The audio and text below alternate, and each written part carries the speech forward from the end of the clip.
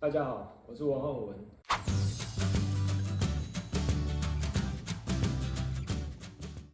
我的工作是运动防护员，同时也是一名铁人三项和马拉松运动的爱好者。那本身对于运动相关的产品、护具都非常有兴趣，同时也会深入研究并且去了解。妈妈手它的好发族群发生在常常使用大拇指工作的人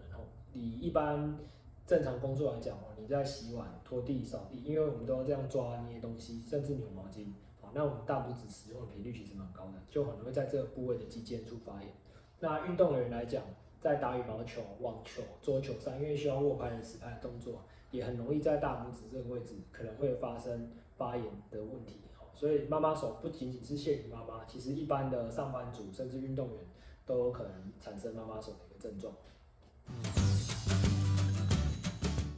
滑鼠手，那也就是我们一般常听到的晚睡到症候群。那好发族群在于常常使用手腕工作的人，例如说裁缝工、清洁工。再举例一个，就是你们可能没听过挖冰手、挖冰琴的人。那运动员来讲的话，篮球、排球、棒球，因为都是常常使用手腕的运动，基本上也很容易发生我们所谓的晚睡到症候群的症状。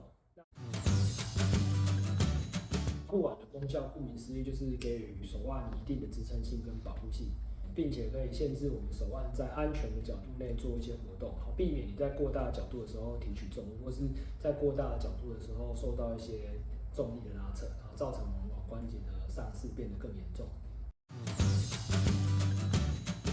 360拇指型护腕，独家的专利 Power Band 设计，运用肌内效的原理，在我们的大拇指的肌腱处跟手腕处做一个设计，然后给予我们的大拇指及手腕比较好的支撑性及活动度，让我们在工作中甚至是运动中可以有比较好的活动性。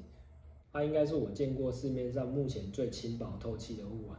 重量不到10公克，而且它因为轻薄的关系，你在工作中可以下水或者碰到水，基本上都不会产生明显不适感。例如新手爸爸妈妈可能一下子需要去洗碗，一下就要去洗奶瓶，接着又要抱小孩，那因为它轻薄特性的关系，你就不会觉得它特别的不舒服。